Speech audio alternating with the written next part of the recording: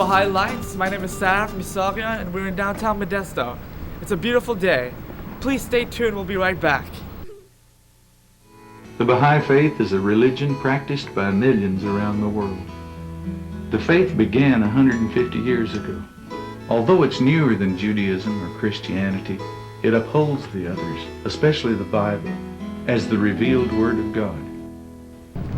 Welcome back to Baha'i Lights. We have a special guest today. His name is Paco Randon. He's from East Bay, and he's going to share with us how he found the faith individually. Because one of the basic principles of the Baha'i Faith is independent investigation of the truth. Hi Paco, how you doing? I'm well, man. Thank you. Good. So how did you come about becoming a Baha'i? How did I come about becoming a Baha'i?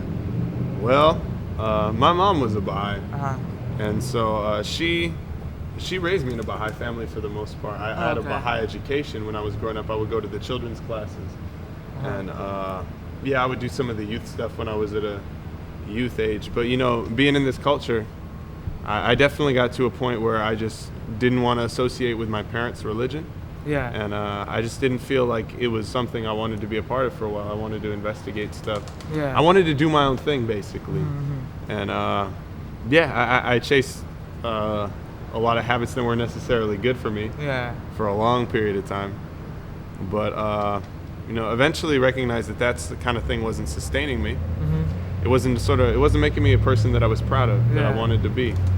And it just didn't fulfill me, and so I figured there had to be something better going on. And so fortunately, one thing I learned with the Baha'i education, one thing my mom always told me is that no matter what situation you're always in, no matter how bad things get, you can always pray to God. You can always ask God for help.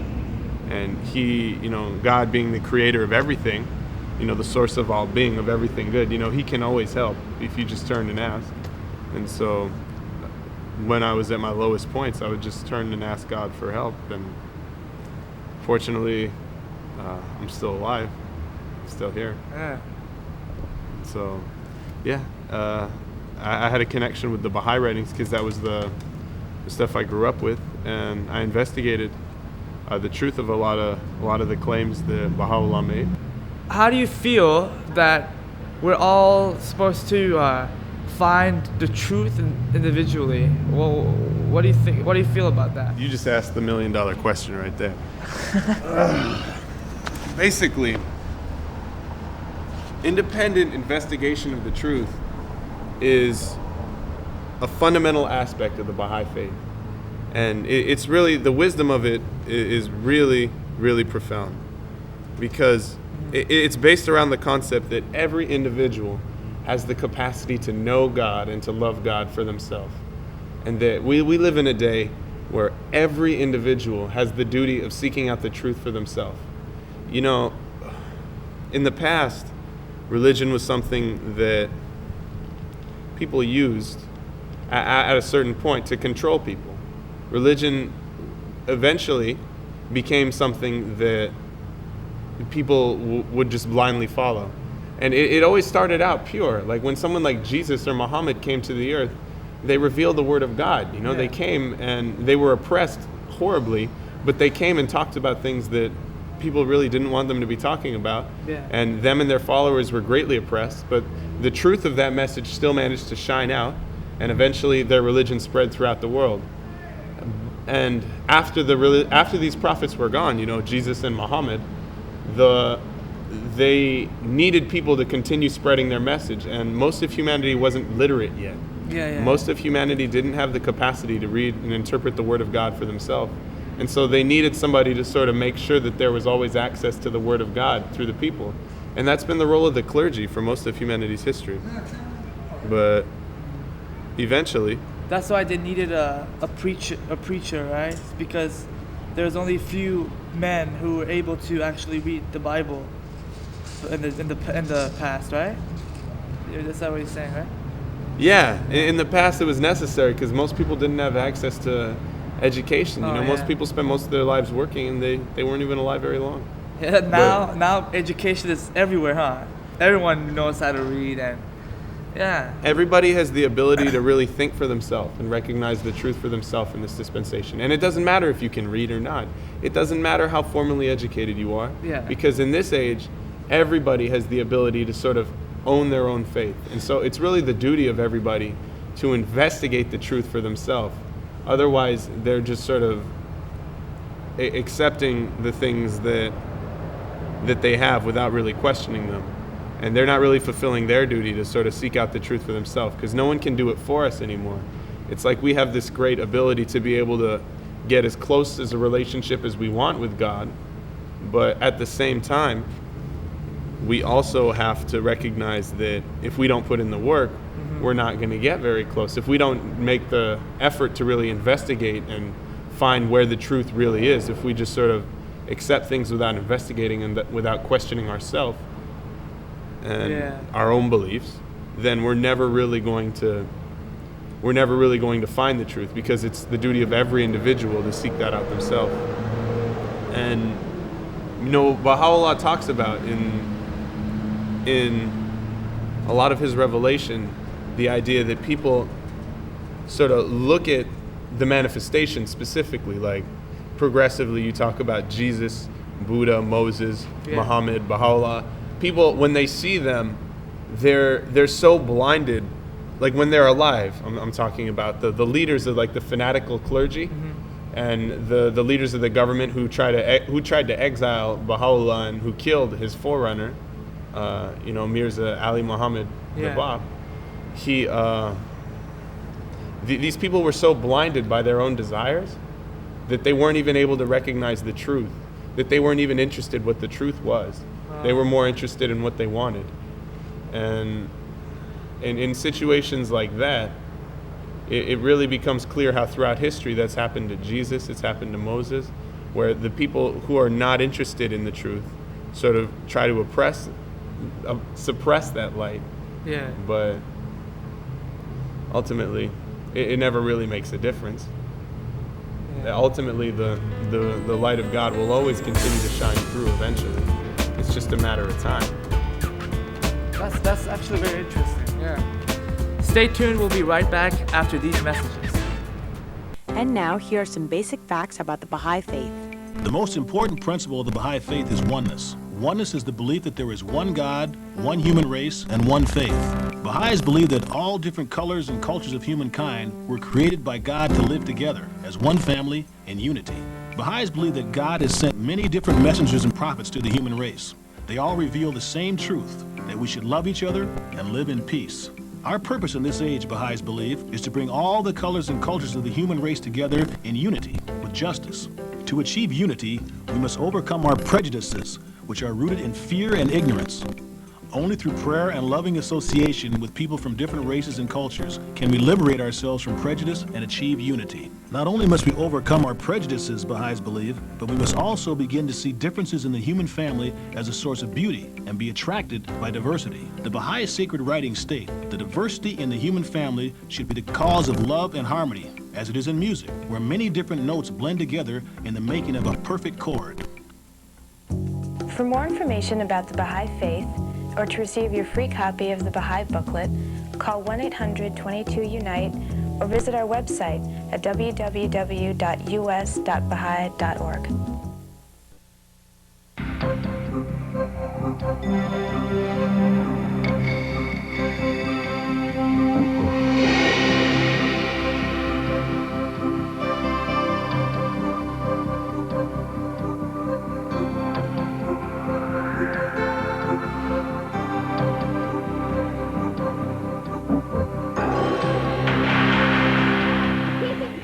For a free copy of the Bahai's magazine, call 800-22-UNITE. The magazine is filled with articles and photographs of Baha'is working to create a better world. Find out about this growing movement. The Bahai's magazine describes a community of people who are making a difference. Call now for your free copy, 800-22-UNITE, or visit the website at www.us.bahai.org. There's no obligation. Hi, welcome back to Baha'i Lights. Our special guest was Paco Randon. He's from East Bay, and we were talking about finding the or investigating the truth individually. And I was wondering, Paco, what's the difference between finding the truth by yourself rather than someone else telling you what to believe? It's a really good question. You know, honestly, it's not something that any like normal person can claim they have all the answers to. Mm-hmm. But generally speaking, as we investigate the truth, you know, a lot of times the truth succumbs to, you know, expectations of like other people or just a sort of obedience to a specific sort of tradition or cultural sort of expectations. Yeah. But in general, the truth itself is defined, in my understanding, as sort of something that comes from God and will always be true, irrefutably, no matter what different frame of lens you look at it through. But a lot of times it's really difficult to be different and to do what you think is right, what you think is true, regardless of what other people think or what social expectations are, or I mean, just what people are going to be saying about you. Because honestly, we talk about this all the time in our culture. Like, yes, we value being different. We value individual sort of identity. Yeah. But in reality, we don't value that at all. We have a very specific criteria of the way people are expected to behave, whether it's in the way in which we purchase things. We're expected to purchase things constantly. We're expected to go through a very specific, you know, pattern of education and then employment and family sustaining. And if we don't really do that, then the system really doesn't have much room or time for you. You're probably going to suffer. And if you don't, and the religious practices are pretty much the same way. You know, we're kind of expected to partake in this congregational aspect of religion and sort of obedience to old institutions. And if we don't participate in that, a lot of times it's different and people think it's weird. And it's definitely not easy to break from tradition and to independently investigate what the truth is. But for somebody who's truly investigating, you know, it's very clear that the systems of the old world do not work. Whether it's the judicial system, where I could go to court and if I don't have enough money, I don't know what the result is going to be if I can't pay for a good lawyer. And just like if I were to go through education and not sort of have the right skills to fit in with the discipline system or to do some of the administrative stuff, I probably wouldn't get through the system and go to college. Or if I go to the prison system, there's no way of telling how long I'm going to be in prison. Or if I elect a politician, there's no way of knowing if the politician is going to, you know, make an effort to really fix anything. I mean, all these systems that when we look around, they haven't been working right for a long time. They've just been getting worse and worse. Yeah. And it's totally, it seems very clear that there's a need for a paradigm shift, and people everywhere are looking for it. But it's not easy to restructure your worldview in such a way where we realize, okay, the world around us is pretty much, it needs to change drastically, not just a little bit where maybe we'll start buying different things or maybe, you know, corporations will start being nicer to each other. No, it really needs to change in the way which people talk to each other and the way people think about each other. Yeah. And the foundation of that needs to be unity. We need to recognize that everybody is really, we're all part of one human race, that we all come from the same planet and everything we do affects each other, rather than, you know, always fighting amongst each other and being caught up in squabbles of like, I'm gonna get more money for my country, I'm gonna get more resources for my country, or I'm gonna get more things for my house. We really need to work together in promoting strong communities and eventually, you know, strong regions where we can be self-sustaining, but at the same time be supporting one another. Does that make sense? Like, just the concept that we all need to be contributing towards like a positive, some positive growth rather than everyone doing their own thing. Because especially in the United States, we live in isolation like from each other constantly. But so rare is it for us to be able to work with somebody who we don't know outside of our job just to try and make living better. Yeah. But that's really what the world needs, is people who care enough to try and make the world better, not because they expect to get anything out of it, but because they truly want to see the world better. That's why, you know, Baha'u'llah says the betterment of the world can be accomplished through pure and goodly deeds, through commendable and seemly conduct. This idea that we make the world better not because we want to get something out of it, but because we just work together because we really want to see it better. And as we could see around the world today, most of us are looking for that, right? I mean, we all have that need of change, but most of us don't understand or can't comprehend how to do that, right? It's really, it's pretty clear to anybody who's growing up in the world today that there needs to be a drastic change. I mean, you can look everywhere and see injustice. I mean, a huge percentage of the world doesn't even have enough food to eat. And while obesity is a huge problem in the United States, not to put us down, but I mean, it's just there's so many problems everywhere you look in the world. It's so clear that things need to change drastically, but people don't know where to look, and a lot of times there's safety in sort of accepting what other people believe, even though there's no real justice in that. You're not even really thinking about what the right thing is. You're more so thinking about what you believe. Yeah. And that difference, it's a very significant difference in thinking about, well, here's what I believe in, as opposed to, well, I'm going to question what I believe until I find out what the truth is. And, being able to detach yourself from, here's what I believe, and being able to let go of what you believe in order to figure out what the truth really is, it's a huge step. But that's why Baha'u'llah says, the best beloved of all things in his sight is justice. That through its aid, we'll be able to see with our own eyes and not through the eyes of our neighbor. And we'll be able to know of our own knowledge and not through the knowledge of others. I think I mixed those quotes up.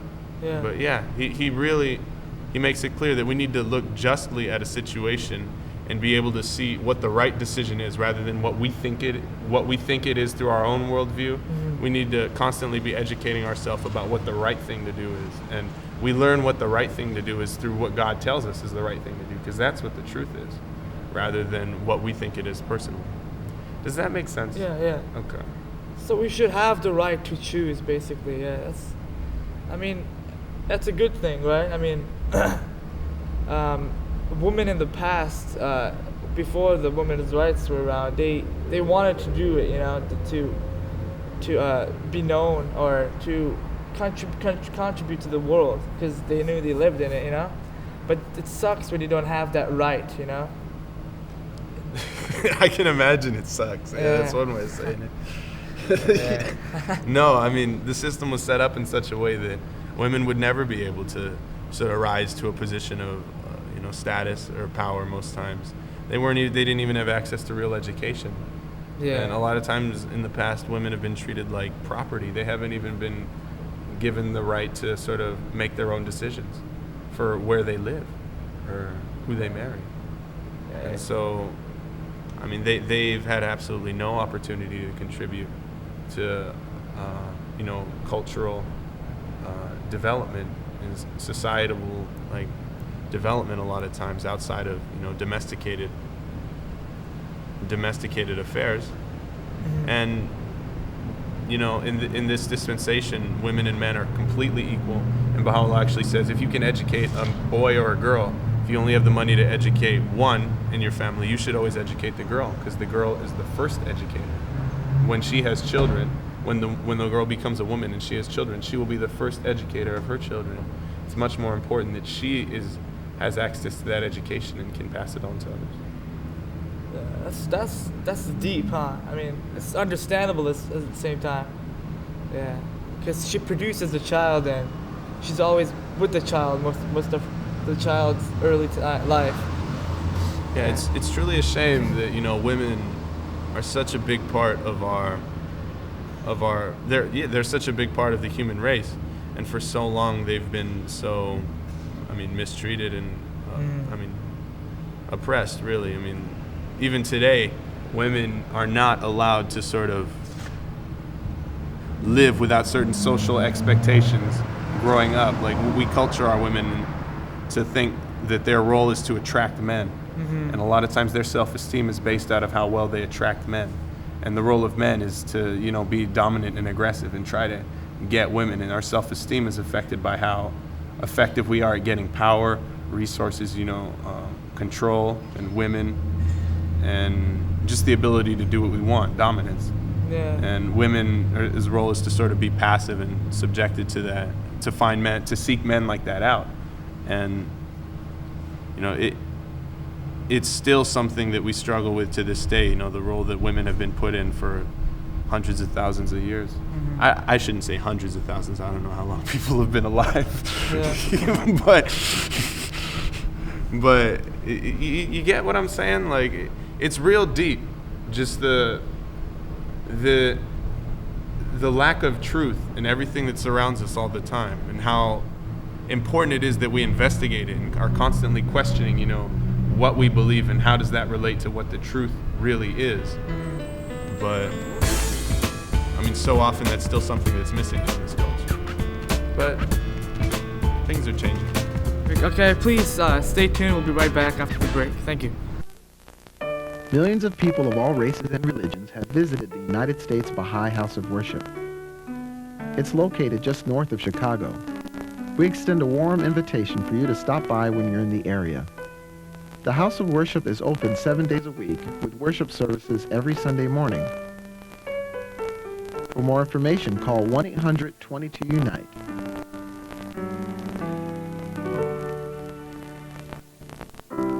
For more information about the Baha'i Faith, or to receive your free copy of the Baha'i booklet, call 1-800-22-UNITE or visit our website at www.us.bahai.org.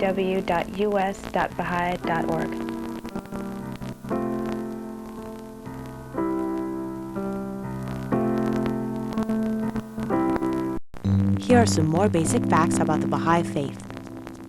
The sacred writings of the Baha'i Faith state that God has created each of us to be a noble being, and that we've been created with the spiritual signs and qualities in the image of God. We have within us the ability to know and love God and to reflect divine powers through righteous deeds.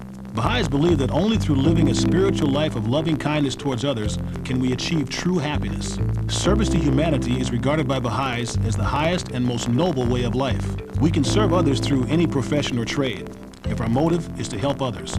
Baha'is are found in all walks of life and in every profession because they are encouraged to discover their talents and powers and develop them to the best of their ability. All trades and professions can be practiced with nobility, Baha'is believe, if our motive to serve is pure and our deeds are compassionate. For more information about the Baha'i Faith, or to receive your free copy of the Baha'i booklet, call 1-800-22-UNITE or visit our website at www.us.bahai.org. Hi, welcome back to Baha'i Lights. Me along with Paco, we're just talking about the individual investigation of the truth. And so did you have any other thoughts, Paco? Maybe you want to share? Or basically, did we cover what you wanted to cover? Or basically just that, it's really incumbent upon everyone in this day that we investigate the truth for ourselves, because as we continue, there's more and more pressure to try and get us to sort of accept views without thinking about them. Yeah. But more and more, it's becoming increasingly important as we see the world around us sort of disintegrating, that we really look for that truth and hold on to it when we find it. At the same time, not being afraid to sort of ask questions and go deeper and deeper, but also being ready to recognize that truth when we see it, and praying to God that we're able to get wherever we need to be. Something I think we can all do. Oh, okay. All right, well, thank you for sharing. Thanks for having me. Thanks for joining us for Baha'i Lights. I'm Sarv and Paco. Thank you.